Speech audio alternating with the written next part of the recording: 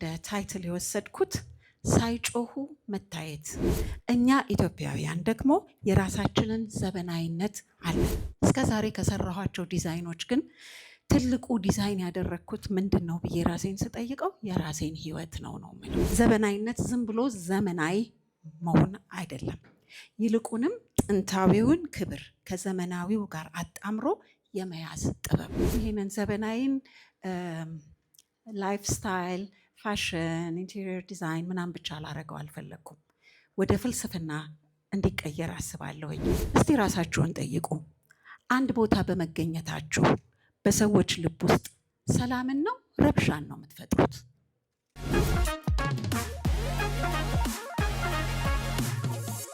ሁልጊዜ መምጣት ፈልጋለሁ። ይህን ፕሮግራም ተሳክቶልኝ አያውቅም እና ሐሙስ ዕለት ስትነግረኝ እሺ በቃ አሁንም ይመቸኛል አልኳት እና ካዲያ መምጣትሽ ካልቀረ ለምን ስለ ዘመናዊ አንዳንድ ነገር አትይንም ብላለችኝ።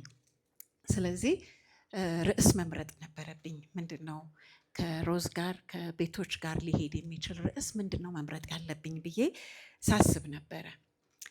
ስለዚህ እንደ ታይትል የወሰድኩት ሳይጮሁ መታየት ማለት ነው። ይሄ ደግሞ በዘመናዊነት የመኖር የህይወት ፍልስፍና ብየዋለሁኝ። ስለ ዘመናዊ ኮንሰፕት እንደነገረቻችሁ ነው ከ30 ዓመት በፊት እና አሁን ይሄንን ዘመናዊን ላይፍ ስታይል፣ ፋሽን፣ ኢንቴሪየር ዲዛይን ምናምን ብቻ ላረገው አልፈለግኩም። ወደ ፍልስፍና እንዲቀየር አስባለሁኝ። ምክንያቱም ይሄ ወርድ አሁን በጣም ተዛብቷል አይደለ? ብዙ ትሰሙታላችሁ። ከዘፈን ጀምሮ ዘመናዊ ዘመናዊ ዘመናዊ ግን 30 ዓመቱ ነው እኔ ጋር ይሄ ነገር። እሺ፣ ስለዚህ ይህን ለመንደርደሪያ ካልኩኝ አንድ ጥያቄ ልጠይቃችሁ። በዚህ ክፍል ውስጥ ስንቶቻችሁ ናችሁ እናትነትን፣ ሚስትን፣ ባለሙያነትን፣ ተማሪን እና መሪን በአንድ ሰውነት ውስጥ ተሸክማችሁ የምትኖሩ? እስቲ እጃችሁን አውጡና አሳዩኝ። ይህን ሁሉ ነገር የሆናችሁ ሞስት ኦፍ ዩ አይደለም? ብዙዎቻችን ሚስትም ነን፣ እናትም ነን፣ ሴት ልጅም ነን፣ እህትም ነን፣ ስራ ፈጣሪ ነን፣ ስራ አስኪያጅ ነን፣ ተቀጣሪ ነን። ይሄ ሁሉ አለ። እኔም ልክ እንደናንተው ነኝ። ብዙ ጊዜ ዓለም ሁሉንም አትችይም፣ አንዱን መርጠሽ አንዱን መተው አለብሽ ትለን ይሆናል። ሮዝ እናቶች በቂ የእረፍት ጊዜ እንዲኖራቸው የምትታገለው እናቶች ሌላው ማንነታቸውን ይዘው ሚዛናቸውን እንዲጠብቁ ስለምትፈልግ ነው። እኔም ዛሬ ስለ ዘመናዊነት ሳወራ ከሮዝ ስራ ጋር በቀጥታ ይገናኛል ብዬ የማስበውን ነው። ስለ ዘመናዊ የምነግራችሁ ላለፉት 15 ዓመታት በውስጤ ስለተጸነሰ፣ ስለወደቀ፣ ደግሞ እንደገና ስለተነሳ አሁን እንደ አንድ የህይወት ፍልስፍና ወይንም ፊሎሶፊ ስለቀረጸኝ ማንነት ነው። እኔ በሙያዬ ኢንቴሪየር ዲዛይነር ነኝ። ባዶ ቦታዎችን፣ አሮጌ ቦታዎችን፣ የማይመቹ ቦታዎችን እንደገና ዲዛይን ማድረግ ነው ስራዬ። እስከዛሬ ከሰራኋቸው ዲዛይኖች ግን ትልቁ ዲዛይን ያደረግኩት ምንድን ነው ብዬ ራሴን ስጠይቀው የራሴን ህይወት ነው የምለው። አንዳንድ ጊዜ የማይሰራውና የማይመቸውን ወይንም አሮጌ ግንባታ ማፍረስ፣ ራዕያችንና ህልማችንን እንደ አዲስ መሳልና ደግሞ መጀመር የግድ ይለናል።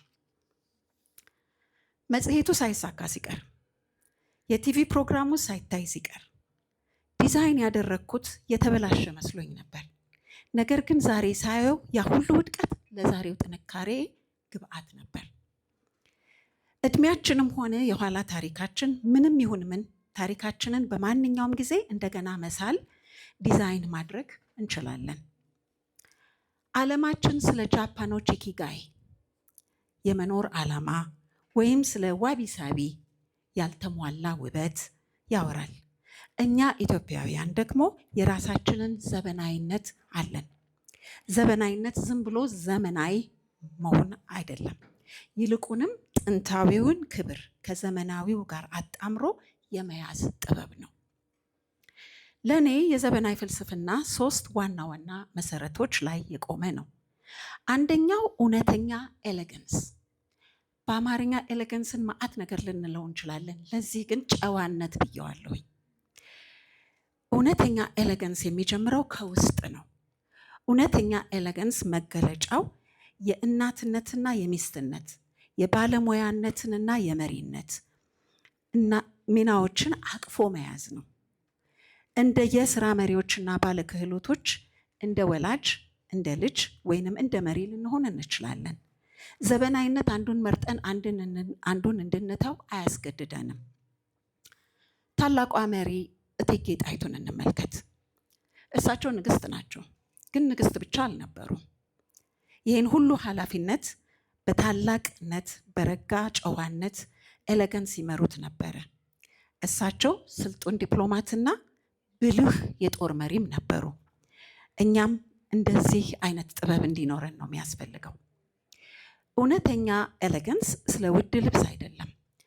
እውነተኛ ጨዋነት ማለት አነጋገራችን፣ አዳማጭነታችን፣ ለሌሎች ያለን አክብሮት እና ራሳችንን የምንሰጠው ግምት ነው። ሰውን ለማስደመም አንሮጥም። መገኘታችን፣ ፕሬዘንሳችን ብቻ በቂ መልእክት ያስተላልፋል። ያ ነው ለእኔ ዘበናዊነት። ብዙ ጩኸት አይፈልግም። እስቲ ራሳችሁን ጠይቁ። አንድ ቦታ በመገኘታችሁ በሰዎች ልብ ውስጥ ሰላምን ነው ረብሻን ነው የምትፈጥሩት? እስቲ ሁላችንም ራሳችንን ያን ነገር እንጠይቅ። የኔ ፕሬዘንስ ሌላ ሰውን የሚረብሽ ነው? ደስ የሚያሰኝ ነው? ሰላም የሚሰጥ ነው? ለዚህ ደግሞ የራስ ብራንድ መገንባት ያስፈልጋል። እሴቶቻችንን፣ የራስን ስም ብራንድ መገንባት ደግሞ ፉከራ አይደለም። ሰዎች እንዴት እንዲያስታውሱን እንደምንፈልግ መወሰን ማለት ነው። አወቅነውም አላወቅነውም ሰዎች ስለኛ የራሳቸው ግምት አላቸው። የመብት ተሟጋች ሮዛ ፓርክስን ብናይ ዝምታዋና ጽናቷ ነበረ የእሷ ብራንድ። የእኛም ብራንድ አመለካከታችን በነገሮች ላይ ያለን ጽናት፣ አቋማችን፣ የምናምንባቸው እሴቶች ናቸው አይደለም? እንደ ዘበናይ ራሳችንን ለመገንባት የምናምነውን ነገር መለየትና ሁልጊዜ ወጥ የሆነ ማንነትና ጸባይ ማሳየት ይኖርብናል። ያኔ ነው የራሳችን ብራንድ አለን የምንባለው። የዘበናው ሁለተኛው ፒለር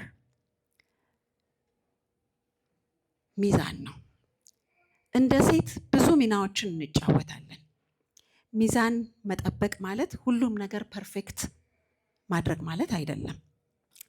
የእድገት ጊዜ እንዳለ ሁሉ የእረፍት ጊዜም እንዳለ ማወቅ እና ለሁለቱም ንቁ መሆን ነው። እንደ ስራ መሪዎችና ባለክህሎቶች ጥሩ ስራ እየሰራን ቤተሰብን ማሳደግ እንችላለን። ሌሎችን እየረዳን ራሳችንንም መንከባከብ እንችላለን። ዘበናዊ ስንሆን እያንዳንዱን የህይወት ምዕራፍ እናጣጥማለን። እድሜን እናከብራለን። እያንዳንዱ እድሜ ጥበብና ማስተዋልን ይጨምርልናል።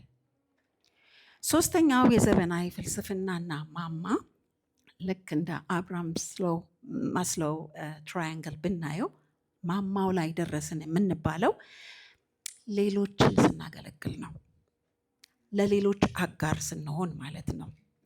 የሌላውን ስኬት በጸጋ ስንቀበለው ነው። ለሌላው ያለንን ስናካፍል ነው።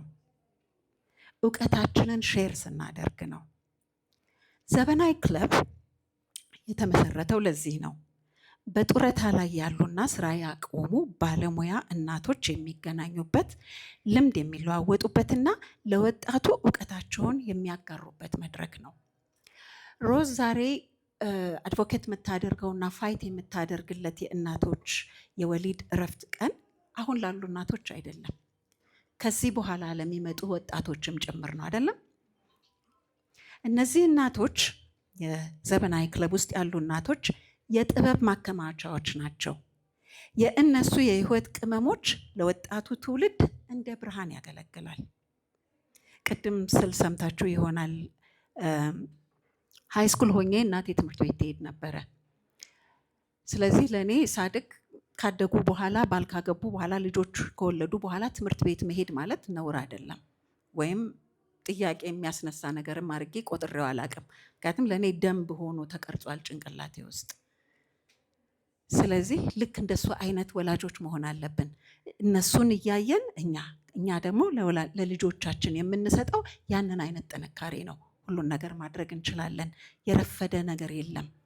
ሁል ጊዜ ህይወታችንን በሚመቸው አቅጣጫ በሚመቸን አቅጣጫ በምንፈልገው አቅጣጫ ዲዛይን ማድረግ እንችላለን ለማለት ነው። ለዚህ ነው እነዚህ እናቶች የሚያስፈልጉን።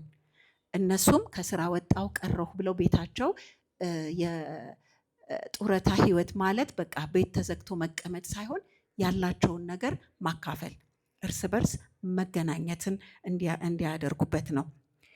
ስኬት ትርጉም የሚኖረው ሌላውን መጥቀም ሲችል ነው። የእያንዳንዳችን ብርሃን ለሌላ ሰው ማብራት መቻል አለበት።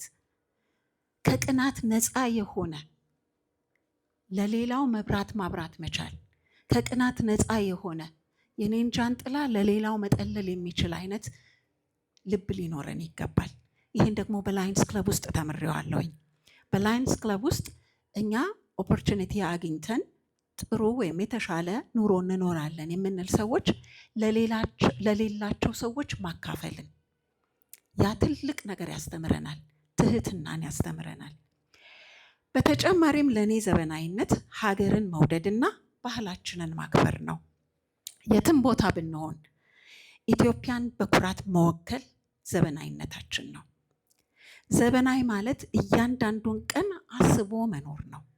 ሳይጮሁ መታየት፣ ሳያጠቁ ጠንካራ መሆን፣ ሳይደክሙ ውብ መሆን ነው። ዛሬ ከዚህ ስትወጡ በማንነታችሁ ተማምናችሁ በጉዟችሁ ኮርታችሁና እርስ በርስ ለመደጋገፍ ተነስታችሁ እንዲሆን ምኞቴ ነው። እዚህ ስለተገኛችሁ ለራሳችሁ ክብር ስለሚሰማችሁና ዘበናዊ ስለሆናችሁ ከልብ አመሰግናለሁ።